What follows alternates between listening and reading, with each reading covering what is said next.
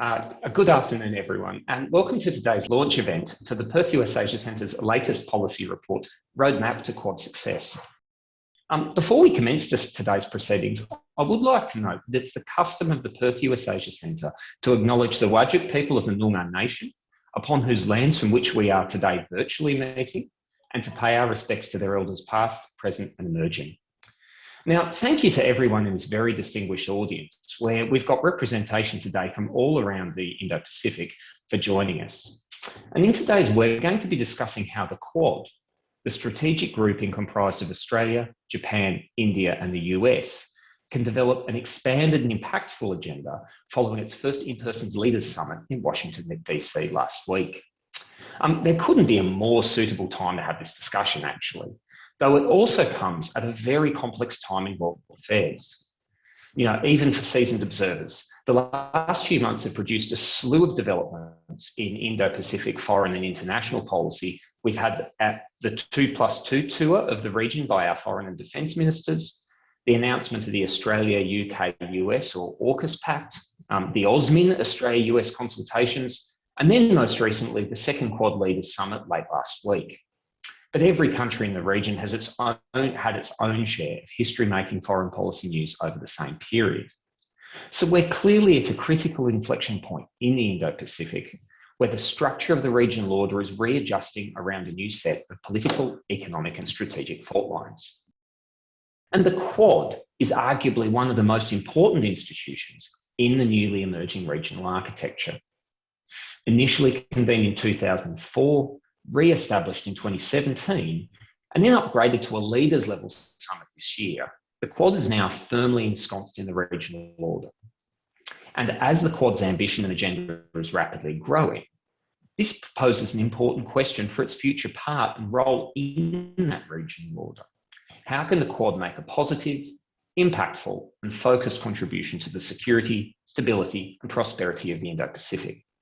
So this question is at the heart of the Perth USAsia Centre's newest policy publication, Roadmap to Quad Success. Authored by our Canberra-based Senior Policy Fellow, Hayley Channer, who I'm sure is known to many of you. The report looks at the past, present and future of the Quad to divine where its next step should be for maximum effect.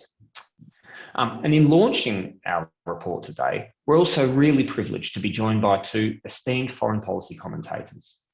Dr. Huong Le Thu of the Australian Strategic Policy Institute, and Dr. Kyungjin, who is the Director of the Innovation Economy Forum and one of our Centre's Indo-Pacific Fellows this year.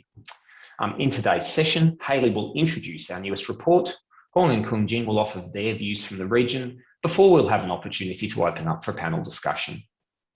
And following our opening remarks, we will be able to take questions from the audience. So please avail yourself of the opportunity using the chat function in the, this event as we proceed through our discussion. And without further ado, and to get us underway, please let me turn to Hayley to introduce Quad Roadmap to Quad Success. Thanks, Hayley. Thanks so much, Jeff, and thank you to everyone for joining us this afternoon. I'm really delighted to publish this report for the Perth USAsia Centre, but also to be joined by KJ and Huong so that we can have a more well-rounded discussion about the Quad framework that takes into consideration views outside of the four Quad countries. So just to start with, I wanted to explain why it was that I was interested in producing a report on the Quad. I started looking at this project at the beginning of this year, and there was a lot of analysis and commentary on the Quad and whether or not it was meant to be a counterbalance to China. There was a lot of discussion on whether the Quad was even going to hang together because there were questions over whether its memberships had the same values and interests. I wanted to take the debate in a bit of a different direction. I wanted to put those things to one side and think for a moment, if this grouping that includes these strong Indo-Pacific democracies with shared values and some shared alliances, what could it actually achieve? And so that's exactly what I've done with Roadmap to Quad Success. So what I'm going to do right now is just share some of my slides and PowerPoint slides with you, because then you can look at something more interesting than just my face for the next 10 minutes. So what I'm going to do is start off by talking about how we got to where we are today with the Quad. Then I'm going to give an overview of the commitments the Quad's made over the last 12-month period. I'll explain how the Quad's tracking against its own commitments. And then I'm going to wrap up by giving an analysis of where to from here. What should the Quad do next? So there's a bit of a past, present, future element to the presentation. Okay, so the first thing I'm going to do is provide a bit of an overview of the Quad's early years. And I want to reassure everyone, you haven't just embarked on a 1-hour history tour of the Quad. This is going to touch very briefly on the grouping, just so give an understanding of where we have come from. So back in 2004, the Quad actually came out of a massive humanitarian disaster. It was the 2004 Boxing Day tsunami that was an unprecedented challenge for the region to respond to. In total, around 230,000 people lost their lives, most of them in Indonesia, but also some in India and Sri Lanka. And out of that horrific tragedy, there were 4 countries that really emerged, and they were the Quad countries: Australia, Japan, the United States, and India, in terms of their ability to coordinate a massive relief effort and to have some, naval forces come into play to help with the recovery. But there was also a time around the early 2000s when China was becoming more assertive in its territorial claims in the South China Sea, and some people started to doubt China's whole peaceful rise mantra.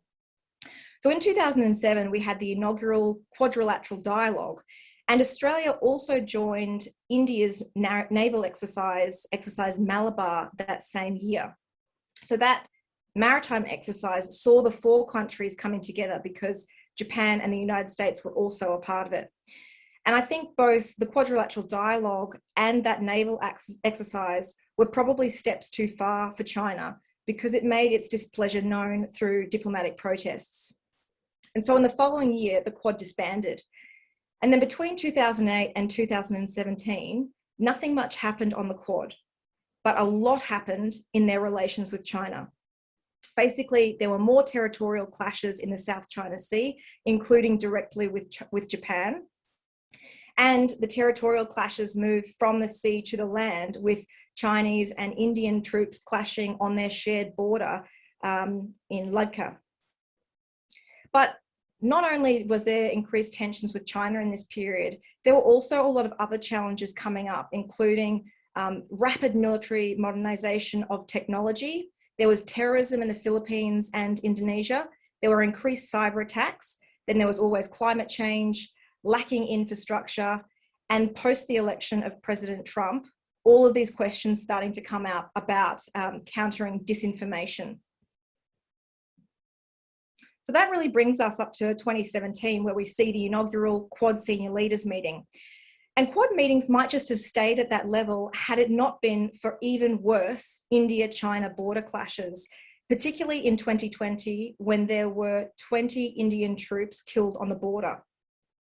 And all of those other things that I just mentioned got worse as well. So by the end of 2020, the Quad was meeting at the foreign minister level. And by the beginning of this year, we see the inaugural virtual Quad Leaders Summit. Now, this meeting wasn't only significant because it raised the framework to the leaders level discussion, it also fundamentally changed the character of the dialogue, which up until then had just been these 4 countries in the Indo-Pacific discussing shared challenges. From March this year, it changed to an action-oriented group. And the major thing that it declared action on was providing 1 billion COVID-19 vaccines to the Indo-Pacific region by the end of 2022. The other thing that it did was provide a mandate to establish a climate change and critical and emerging technology working group. 6 months later, and we see the historic in-person Quad Leaders Summit from last week. Now, the #1 priority for last week's summit was to provide an update to the region on the COVID-19 vaccine pledge. The Quad confirmed it provided 79 million of the 1 billion promised vaccines, which in itself is an achievement because nobody saw the Delta strain coming or the kind of havoc it was going to ravage on India. What we also saw happen from that vaccine pledge was the launch of an online platform, which is going to provide regional countries with a bit more transparency in what the Quad is actually doing. And it's going to help countries to be able to keep track of this vaccine rollout and to understand how that's tracking. So what I wanted to do is actually share a screenshot of this Quad platform for the vaccine rollout. So as you can see here, it shows you a map of all of the countries that are receiving the vaccines. It also gives you links to each individual Quad country so that you can see what their unique commitments are. You can see here 79 million vaccines delivered, the financial commitment. But more than that, this website is actually telling you about the Quad partnership itself. And it's also talking about what principles it's going to deliver this vaccine aid under. And so what I think we can see from this website is that it's actually branding the Quad framework in a positive way and promoting the Quad's achievements more than it is providing a resource even. And so I think from that perspective, we're seeing here what is a soft power initiative of the Quad. But the Leaders Summit from last week also delivered outcomes in a number of other areas. On climate change, it announced it was going to upscale clean hydrogen production, which means the hydrogen's developed through renewable energy sources. It's going to decarbonise major shipping ports in the 4 Quad countries and provide support for disaster resilient infrastructure. In the technology space, what they announced was the Quad is going to focus on a specific area of critical technology, and that is the semiconductor supply chain. Now, what are semiconductors? Basically, they're these tiny chips that you find in every electronic device that you can name, from the computer that you're watching this on, to your mobile phone, to your car, to your refrigerator. Basically, anything that's electronic uses a semiconductor. And despite these being ubiquitous in society, there's only a small number of countries globally that provide very high-tech semiconductors. One of those countries being Taiwan. And so you can see a real choke point emerging for the semiconductor supply chain, which makes sense that the Quad would cooperate on it.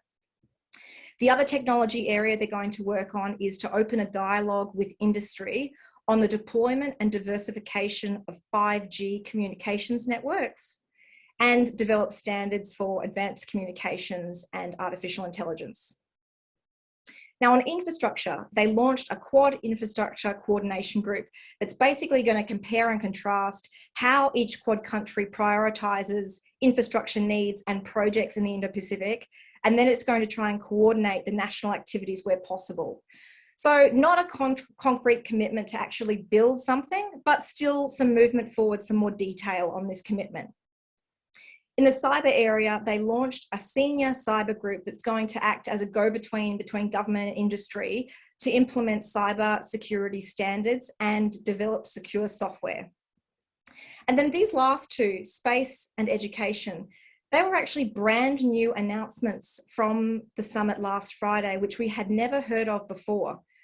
On space, they're going to share satellite data on climate change risks. So we can really see this theme of climate change emerging in some of the other Quad cooperation areas.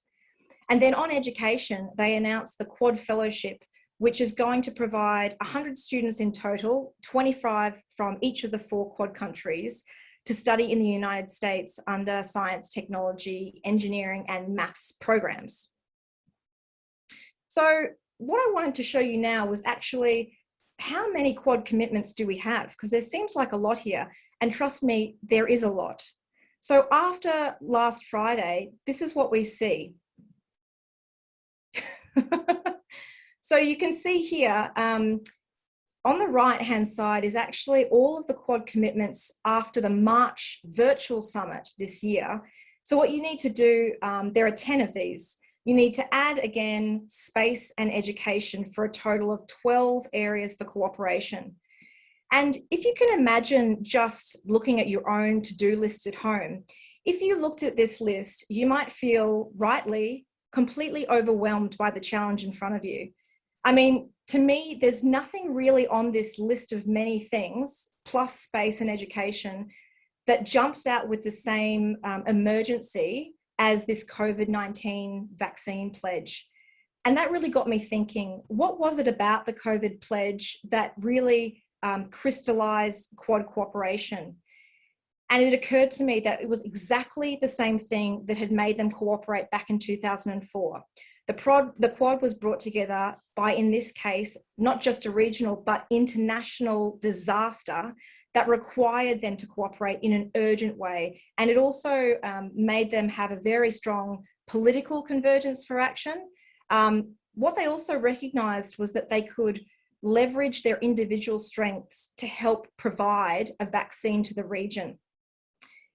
It was an urgent need, and it also provided a benefit beyond the 4 Quad countries themselves.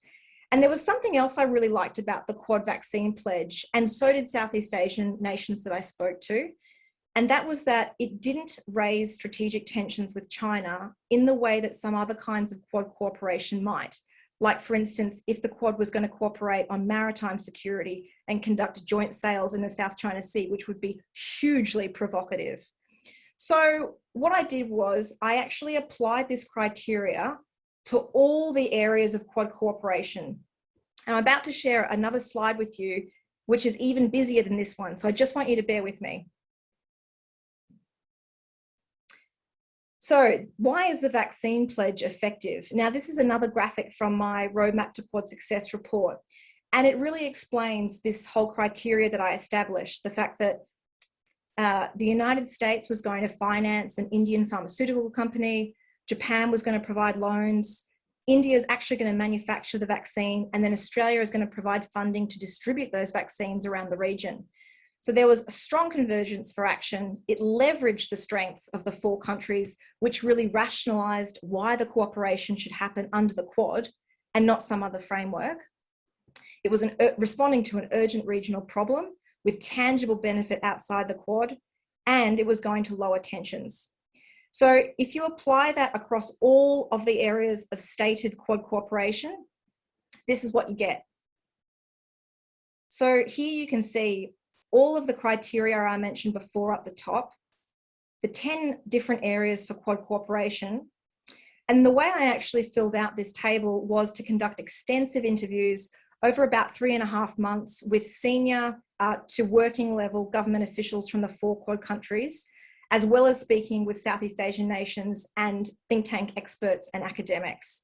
And what I found was that after the COVID pledge, infrastructure, technology, and supply chains had ticks across the board. But I didn't want to stop there. I didn't want to just tell government officials, these are the next priority areas. If you think about it, critical technology, infrastructure, and supply chains are extremely broad in themselves. You know, within critical technology, there are things like artificial intelligence, quantum, hypersonics, biosecurity. You know, what within that does the Quad want to look at? It can't look at all of those things at once.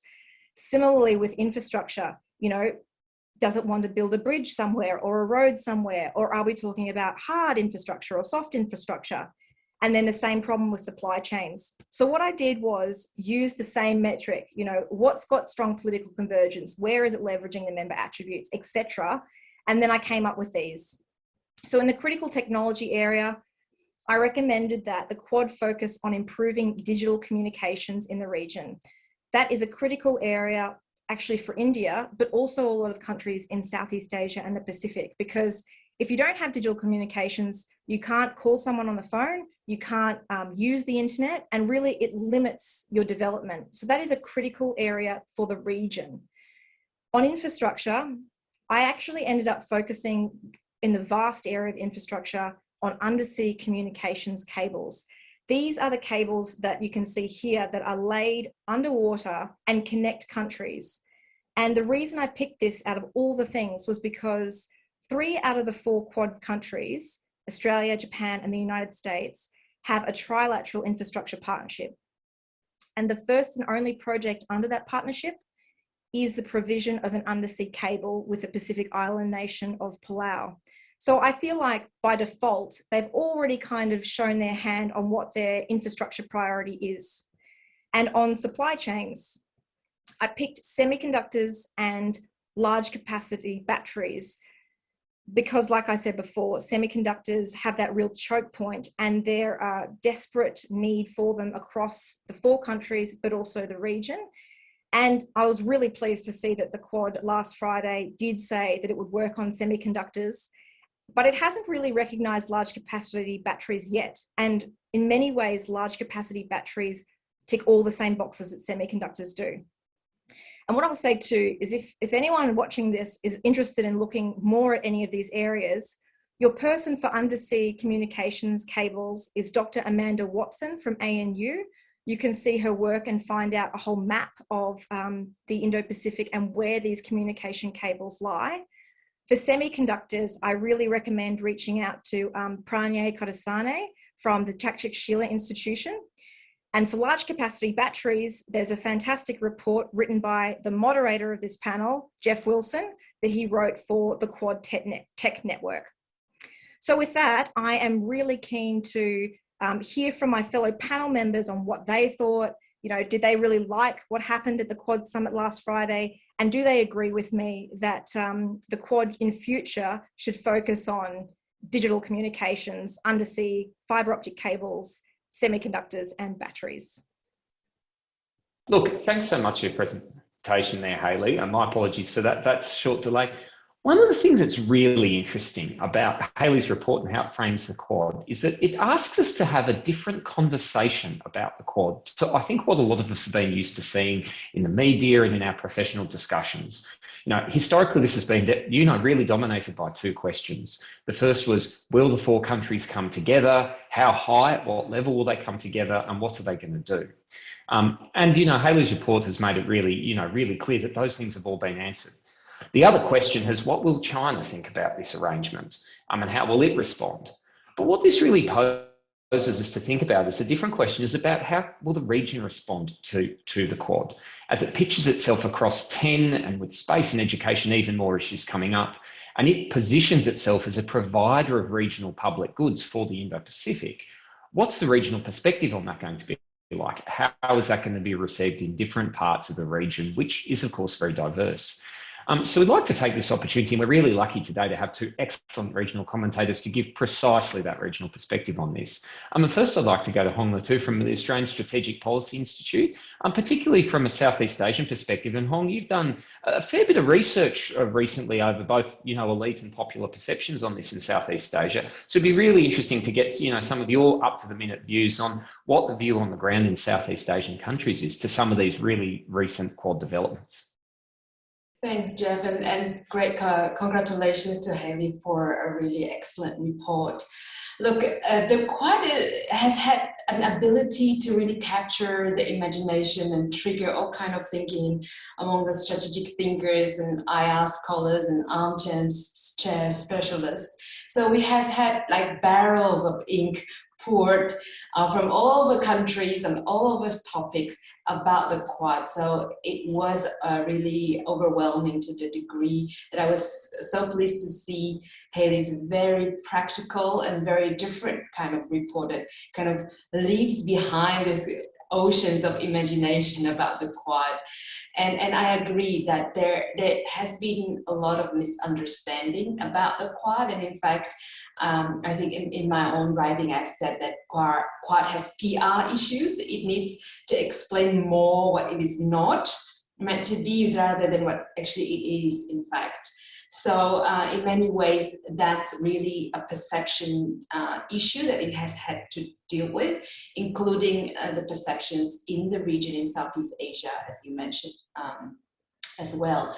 So I did a survey soon after the 2017 meetings that Hayley mentioned in the history. And I've been tracking whether those views have changed in the region or not. And because, as you saw from Hayley's presentation, the Quad has evolved, has changed quite significantly and consolidated into a more practical and real construct rather than just more of the imaginary construct. But whether the perception about it or misperception about it have evolved with it, or we're still stuck in some, misperception lingering and narrative that is real, the narratives out there that are very hard to put to bed.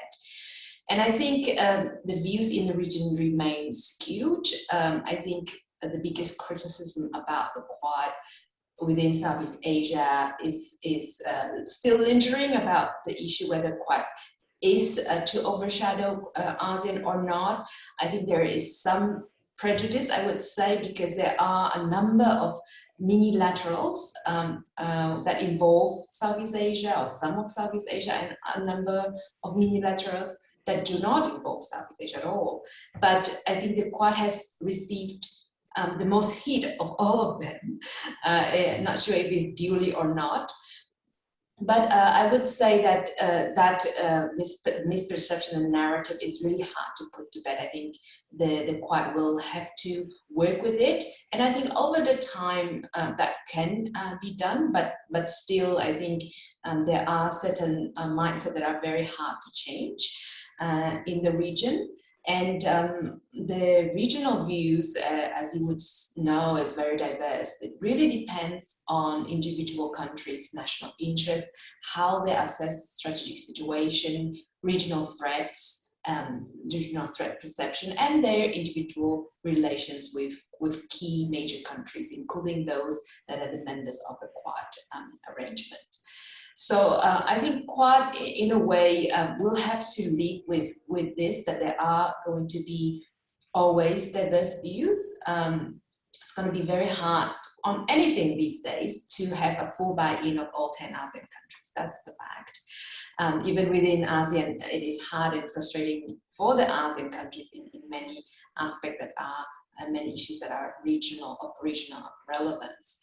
But I think if any indicators, I think I saw a lot of similarities to how the region has responded to recent AUKUS, to the findings that I found while doing research on 10 ASEAN views of Quad. So for example, in general, Vietnam and Singapore would be relatively not overly welcoming, but not also rejecting or raising too much of alarm, as long as Quad or AUKUS or any other initiatives are the ones that contribute to the region.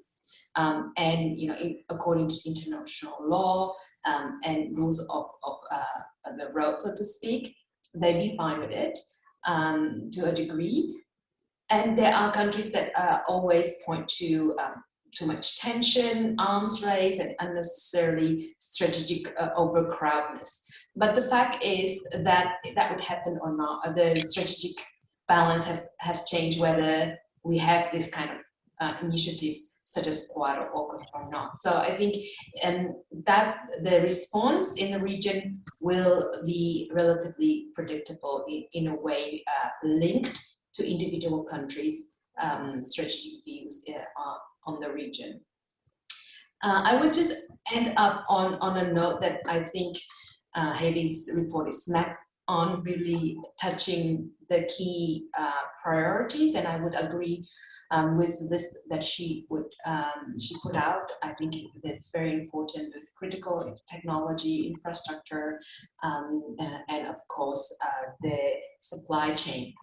But I think I would want to caution the Quad leaders of the risk of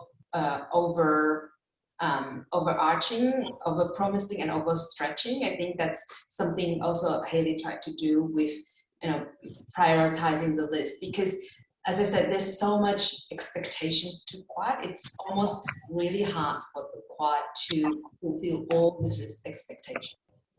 And as Hayley said, those are all big issues. How do we assess the success in any of those initiatives, right?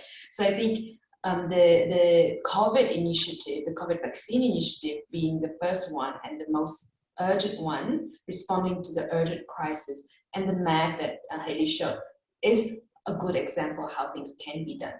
Whereas all other aspects, undisputedly very important, but will be very hard to assess the success because they're just that big. That doesn't mean that the Quad countries should not be cooperating on them, but with a mindfulness that these ambitions and expectation will pose certain challenges and also risks.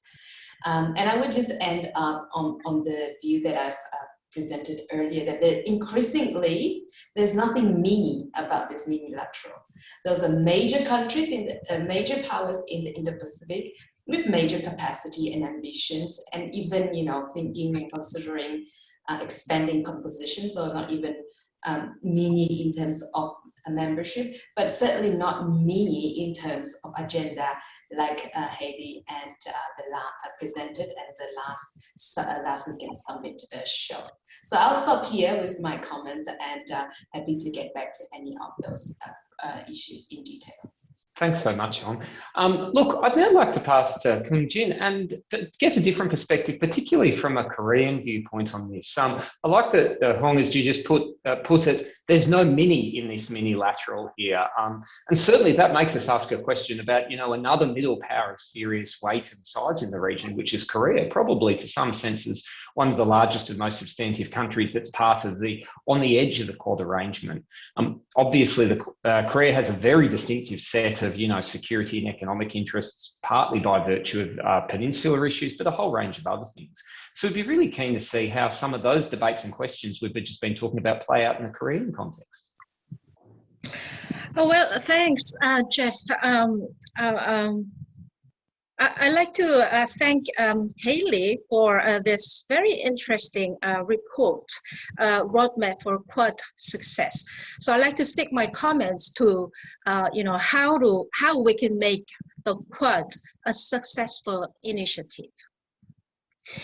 Well, as for the Korean response to the second Quad Summit, I could say Korea as a whole has been keeping quiet about the second Quad Summit.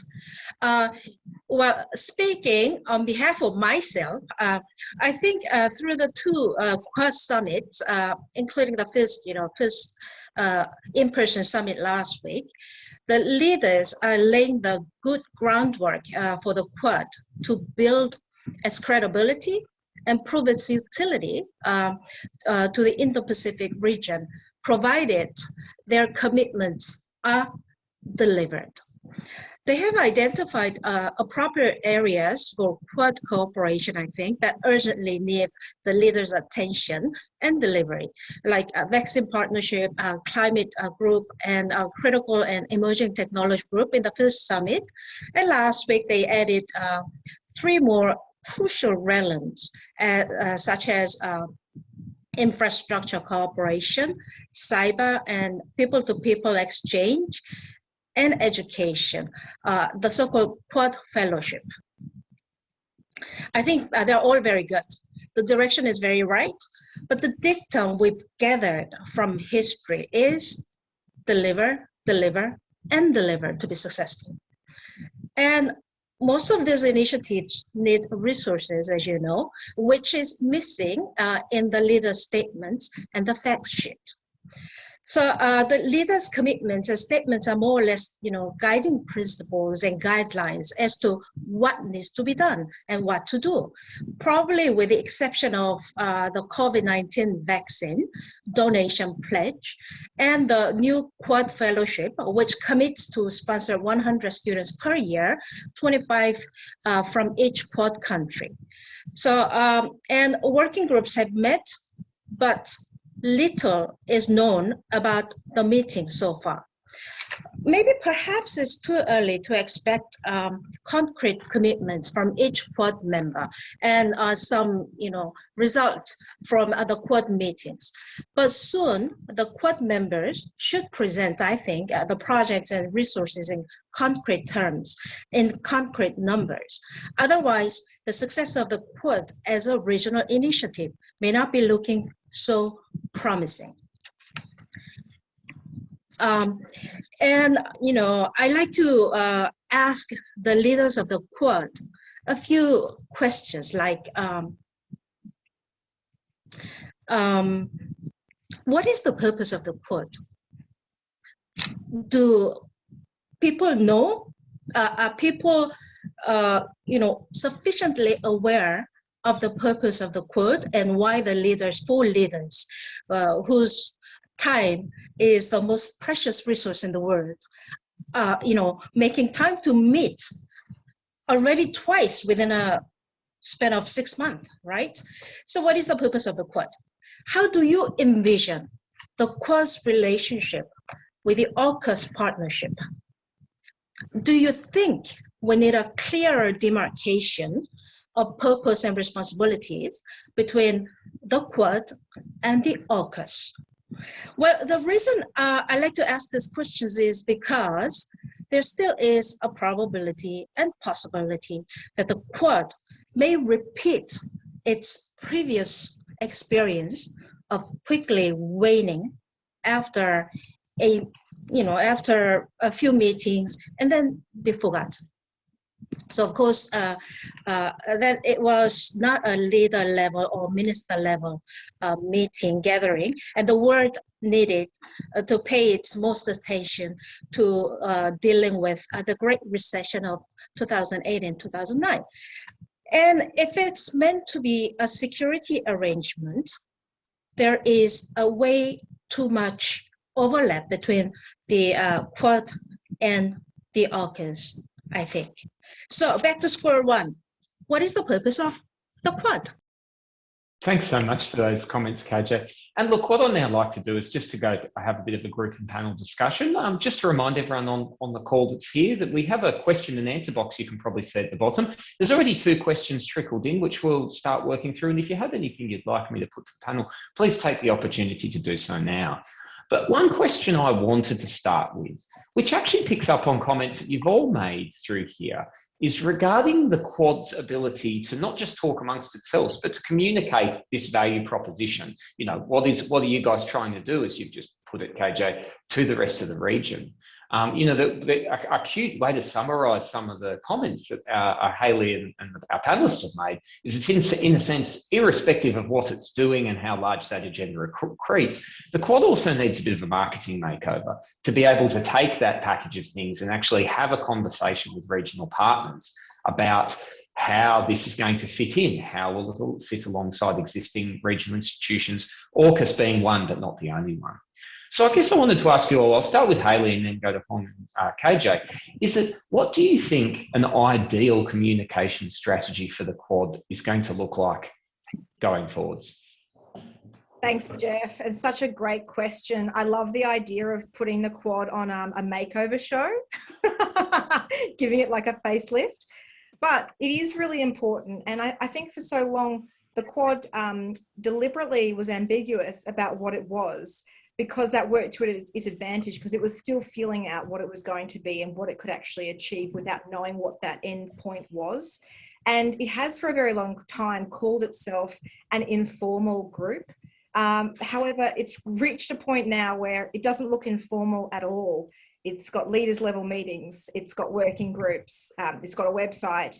So I think part of the good communications plan starts with that website that it is actually put up, because at the moment, a lot of the joint statements or information about the Quad is presented on individual national platforms, whether that's the White House or Department of Foreign Affairs and Trade. And so starting with literally a web platform to explain what it does, what it's meant to do, and its successes. And then the last thing I'll say is to build a communications plan, you need a vision and a narrative for what you are trying to achieve, which is exactly what KJ was talking about. And it might be the case that the Quad's vision doesn't really accord with the other visions that are present in the Indo-Pacific. It certainly doesn't accord with China's vision, and perhaps also not with other countries in Southeast Asia. So for that reason, all of the areas that the Quad's working on, I believe, fit into a couple of pillars: regional public goods, technology, and security. If the Quad can brand itself as a provider of those 3 things, I think that's some way towards improving its public communication strategy. Thanks, Hayley. I'll go to Huong next. If the Quad needed a Southeast Asia-oriented marketing makeover, how could we do it? Yeah, I think the Quad leaders have recognized that strategic communication is the key, really, to present and perhaps address any misperceptions there. And in recent months, we saw all Quad leaders writing op-eds. Do you remember after the meetings? And all of a sudden, all prime ministers were becoming the business of writing op-eds. I think one is that's probably recognition that that they want to communicate directly with the broader audience. But if I was to teach PR techniques or grade them, I would give AUKUS announcement not a pass. Really, it was. It could have been done so much better. I think it has a lot to offer, but the way it was rolled out actually created a lot of diplomatic anxiety rather than bringing the force. So now bringing it to the positive. So I think there's a lot of damage control going now for AUKUS. And Quad, I think KJ mentioned a very important thing. We will see probably more unilateral strategic geometric arrangement, whether trilateral, quadrilateral. We will see more initiatives coming up. The question is how not to confuse all of them and in a huge entanglement. The region is busy as it is, really, and it's really easy to attack on anything and have a similar kind of tag on every initiative. So it's important to distinguish the purpose of each initiative, clearly communicate what is the objective. And I think rolling out a clear plan of action, like Hayley showed with this website on vaccines, is very helpful, because that shows in practical terms what has been done, what is going to be done, how much money the Quad countries pledged to the vaccine initiative, how much has been delivered. So there's no misperception, no room for that much of misperception. This has been delivered, and the question that Quad would overshadow ASEAN or Southeast Asia, you look at that website, it's really smack in the middle, that is really about a lot about Southeast Asia. So it is able to practically show and display all kind of doubts and question marks. I think what the strategy that Hayley adopted to do the research for the report is a good strategy for the Quad countries going ahead, is that going to the countries, speaking with them directly and asking about the needs and priorities first before rolling it out and announcing it. So I think it is establishment of communication both before, during and post any initiatives. I think that's a continuous process that needs to be consistent. Otherwise, one time op-eds won't solve the problem. KJ, if I could go to you, and I think it's interesting to get a Korean perspective, because Korea is quite different from, say, some of the Southeast Asian countries where something like a vaccine or an infrastructure push has a clear economic connection to particularly some of the developing countries in Southeast Asia, possibly not, as great a pressing utility to Korean interests as they might be the case. Is what could the Quad countries do to, do this marketing makeover and help demonstrate a value proposition to, a business and strategic audience in Korea? Well, thanks for the question. Can I comment on the communication issue as well? The fact that they put up the website is very good. It's a very good start. But who's coordinating all these things, all this communication? Are we still doing it on individual nations basis? I think for continuity and consistency, there should be some coordinating person or even a small coordinating bureau. And to do that, I think among the Quad members, they should have a rotation of a presidency, so to speak. The two Quad summits were convened by the US, and the statements and everything were released by the US. Is America going to do the same for the third, fourth, and fifth Quad meetings, summit meetings? I wonder. If that is the case, I doubt there will be a concrete consistency will be in question. And continuity will be in question. So I would suggest they make a rotating secretariat, which will be mainly responsible for communication between members and for public communication. So the chair country will need a small special purpose bureau in the foreign ministry mainly. So that's my comment on communication. And as for the cooperation, Korea's cooperation with Southeast Asian countries, yes, we do have a lot of bilateral communication, construction, infrastructure, business, investment, trade, projects going on. But they're on a bilateral basis. If the Quad can really develop their Quad infrastructure project, I would say, the small bilateral projects can even be adjusted and multilateralized among the countries agreed upon. And the Korean government maintains this principle. As long as Quad respects transparency, inclusiveness, and openness, Korea is willing and open to join Quad on an issue basis, and that's the Korean perspective. And my foreign minister did a conversation with Farid Zakaria at the at the Council on Foreign Relations last week, and he said Korea has not been asked by the Quad group to join the Quad. So you better ask Korea to join the Quad group as soon as possible. Thanks. If we did that, we may have to come up with a new name as the problem. Correct. A great Quad anymore then. a good naming lessons. Don't put the number of units into the title because it could become a problem in the future. Look, thanks. I'd like to turn to some questions from the audience, and we've had one coming from a good friend of ours, Melissa Conley-Tyler, who asks about Taiwan.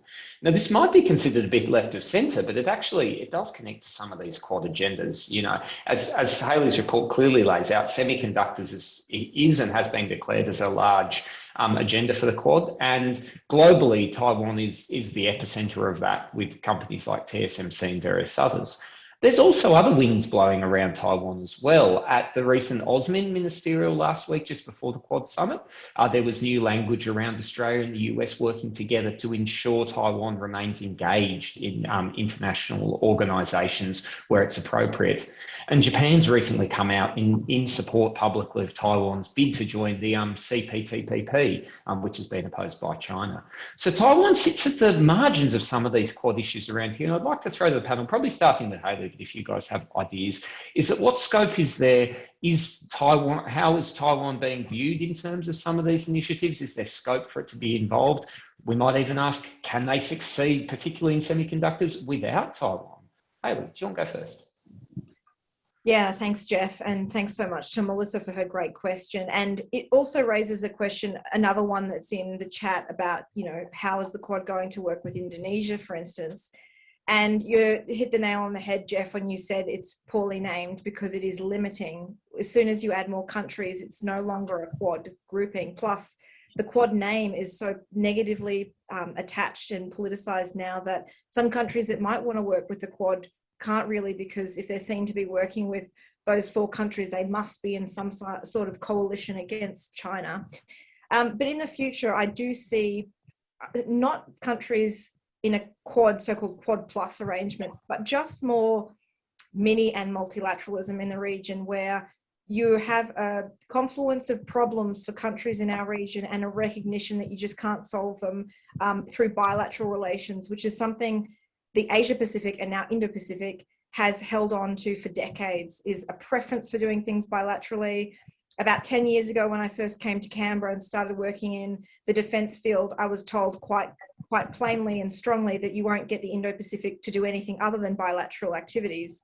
And I feel like we're finally coming to the realization that our problems are shared problems that require shared solutions. So that we'll invariably see more countries working together to solve those problems. And Taiwan will be a part of that, and a very necessary part of that from the semiconductor perspective.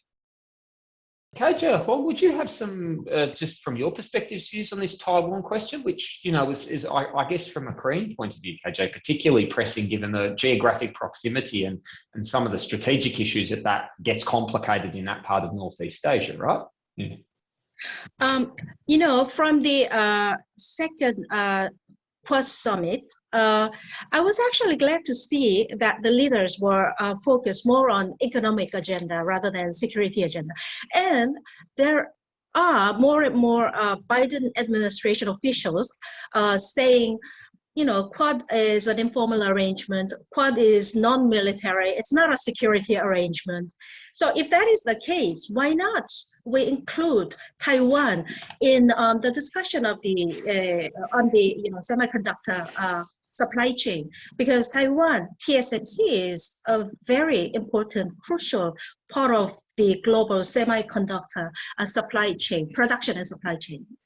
And just to preface this to some degree, you know, Taiwan last week applied to join the CPTPP, and China has made it very clear, has made a public statement saying we don't think Taiwan should be allowed to join, even though it legally has a right to, even under interpretations of the One China policy. And certainly that message was particularly directed at the handful of Southeast Asian countries who are presently in the TPP, Singapore, Vietnam, Malaysia and Brunei, who will now have to decide as to how to deal with this complicated question. So that whole issue has brought to the fore questions around Taiwan that wouldn't have, a lot of Southeast Asia governments may have been less engaged with up until recently, and now they're going to have to engage with it directly. Would you have any insights on how that might play out in this really complicated context we're now in?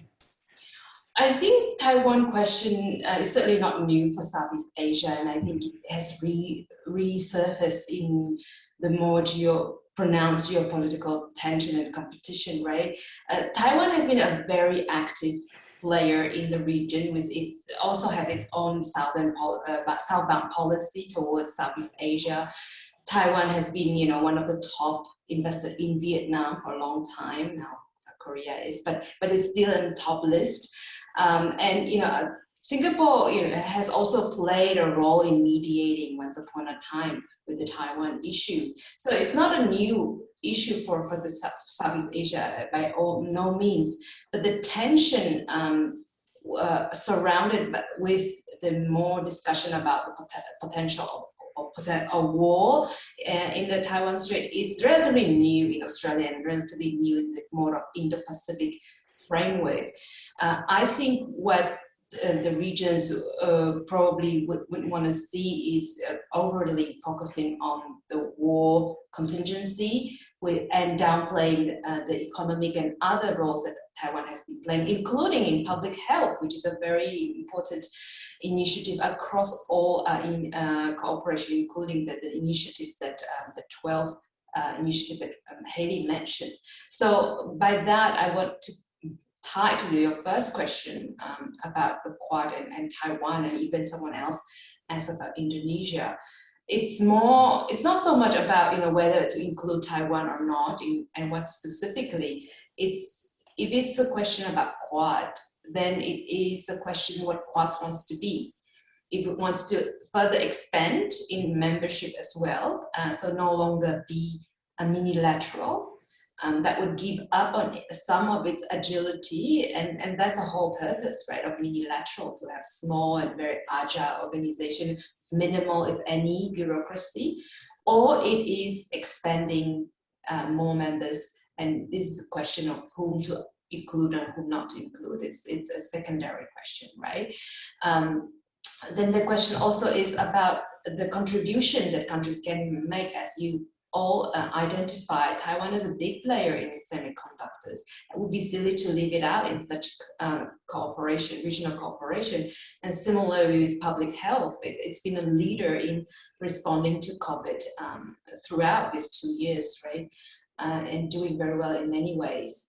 But for example, Indonesia including Indonesia, put a pressure on Indonesia to be equally contributing, pledging funds and other initiatives. Would that be something that Indonesia, for example, welcome? So, it's not really a question about whom to include and whom not to include, whether Quad wants to include and who it wants to become or what it wants to become. I think it's still the first one to answer before we get to who's in and who's out. Oh, thanks very much. Nearing the end of the hour, I'd like to give our last word before we can finish to Hayley. And just commenting on the report, Hayley, one of the strong arguments in your report is that we had for a long time thought about the Quad as a defence or a strategic or a maritime security institution. And therefore, we had a bit of an idea of what Quad success would look like. But now that we've seen this really dramatic expansion and reorientation towards regional public goods in the last 12 to 18 months, then the question is, well, what's the landing point? What if we've changed our purpose, we're also changing our definition of success for the Quad? And to finish us off today, I'd like you to share your thoughts on what success for the Quad would look like in a long time frame, maybe even thinking 5 to 10 years ahead. Gosh, Jeff, that is a huge question. And I so hesitate to make a few jokes about, in 10 years, we'll know what the purpose of the Quad is. I want to say, to answer your question, that the reason I feel like the Quad needs more of a chance than a lot of people give it is because what it is trying to do is extremely difficult. The things that it wants to cooperate on, if it was doing those bilaterally with the country, would be impressive. This is actually trying to have cooperation between 4 countries, which, yes, they have similar values and interests, but developmentally, culturally, their histories are all completely different. And so just to have them agree and then plan a way forward is a success. It should be seen as the success that it is. But to answer your question, what does it look like in 10 years' time? The answer to that obviously depends on how the strategic dynamics in our region change over that period, because I don't think you would see the Quad doing what it is doing now if we weren't in a more difficult situation where, China was practicing its wolf warrior behavior. I think that the Quad has been spurred on because it sees a challenge in China. And so if that challenge were to disappear, I think perhaps the Quad cooperation would be slower in a lot of areas. But that doesn't mean to say that that cooperation isn't still needed. They still do need to do all of the things that they're planning to do, whether it's vaccines, climate change, supply chains, infrastructure, etc.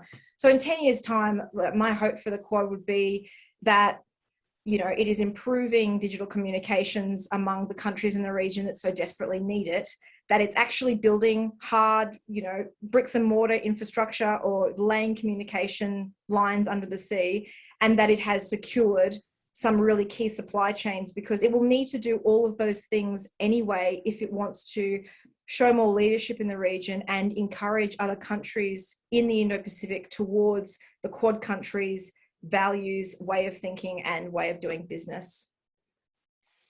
Excellent. Thanks so much, Hayley. Look, this has been a really fascinating discussion. And look, I'd like to thank everyone who's joined our presentation this afternoon.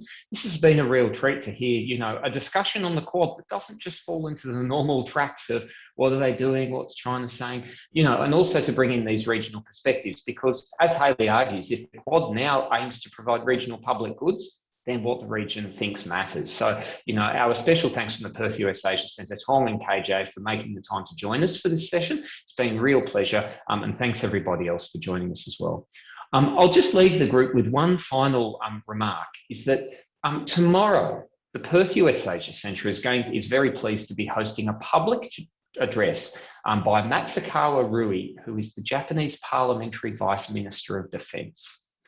Vice Minister Matsukawa will be making her remarks on behalf of Defence Minister Kishi Nobuo, and will be joining us via a webinar to share her insights on Japan's defence and strategic outlook in response to contemporary regional challenges and developments, of which the Quad is a significant one.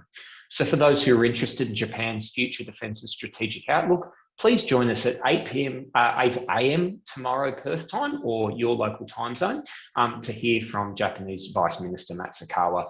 A registration link's available on our website for that event. Thank you otherwise all for coming. I hope you enjoy your afternoon or evening, and we hope to see you soon at Perth USAsia Centre. Thanks.